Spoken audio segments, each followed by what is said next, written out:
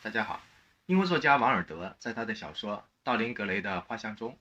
提到说，好看的皮囊千篇一律，有趣的灵魂万里挑一。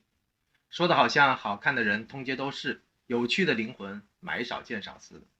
然而，真实的情况是，好看的人并不多见，有趣的灵魂也不少见。问题在于，好看的人眼目清高，有趣的灵魂也讲究颜值，所以有趣和好看的交集就显得很少了。当年高颜值的赵丽颖不顾颜面，当场倒追何炅，看重的就是后者强大的才气和有趣的灵魂。在我看来，这句话再加上5个字才够精准，那就是好看的皮囊千篇一律，这些人当中有趣的灵魂万里挑一。为什么我会这么说呢？当时可爱人如画，因为帅气的邓超偏偏就属于那种性格鬼马、抵死有趣的万里挑一，这才让原本属于千篇一律、漂亮类型的孙俪芳心大动，姻缘相聚，甚至更在邓超的感染力下，女为悦己者容，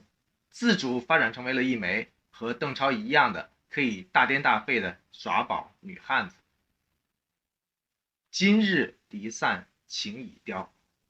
这邓超和孙俪结婚已经足足11年了，他俩是乌烟瘴气的娱乐圈中出了名的模范夫妻，在外人眼里，他们两个是十足的郎才女貌，一对璧人，加上儿女双全，足以羡煞旁人。其实，谁又曾想到，在遇见邓超之前，孤独的孙俪压根就没想过这辈子会走入婚姻的殿堂。因为在他12岁那年，父母就离异了。年少的孙俪跟着母亲过了足足7年的居无定所的流浪生活，因此原生家庭的不幸让孙俪一直都无法释怀，发誓这辈子都不谈恋爱、不结婚了。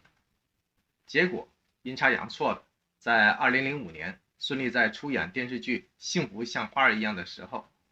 认识了嘴巴像是抹了油和蜜的有趣的邓超。若向孙俪寻秘籍，结果千篇一律的孙俪被万里挑一的邓超深深打动了。即便两个人的性格可谓是天差地别、南辕北辙，缘来了还是没法挡，他们两个就这样不可救药的相爱了。那么邓超是如何具体打动孙俪的呢？很简单，就是他那些张口就来的超级有趣抵死、貌似无厘头却又情深款款的插科打诨。比方说他在微博中公开的示爱，就包括说：孙俪，你是我的毒药，渗入我的血液，穿透我的神经，控制我的大脑。如果哪天你的药性发作，请别忘了给我解药。这话的深度和趣味度都相当的爆表，如何不让原本对爱情和家庭心死如灰的孙俪芳心大动呢？邓超宠溺到云霄，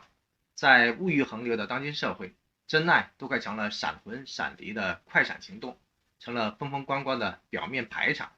还有谁会有耐心，会在11年的爱情长跑当中，天天坚持油油腻腻、卿卿我我的操作呢？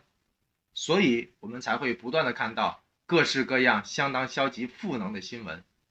隔三差五就此消彼长，纷纷扰扰。既看到了赵丽颖的结了又离，又看到了郑爽的半截不复，这些都说明了什么呢？当时可爱人如画，今日离散情已凋。若向孙俪寻秘籍，邓超宠溺到云霄。这些都至少说明了2点，一个是皮囊的辅助性和次要性，一个是有趣的重要性和长效性。也就是说，当好看的皮囊千篇一律、日久生厌的时候，有趣的灵魂才是一场爱情以及一场婚姻和和美美、长长久久的长效粘合剂。爱情如花，需要每天补充水分和养分，就像邓超所说的，他说：孙俪，你像天上的月亮，也像那闪烁的星星，可惜我不是诗人，否则当写10000首诗来形容你的美丽。这样的甜言蜜语跟10000首诗的美丽有何差距呢？听到这话，孙俪又如何不愿意跟他相守1万年呢？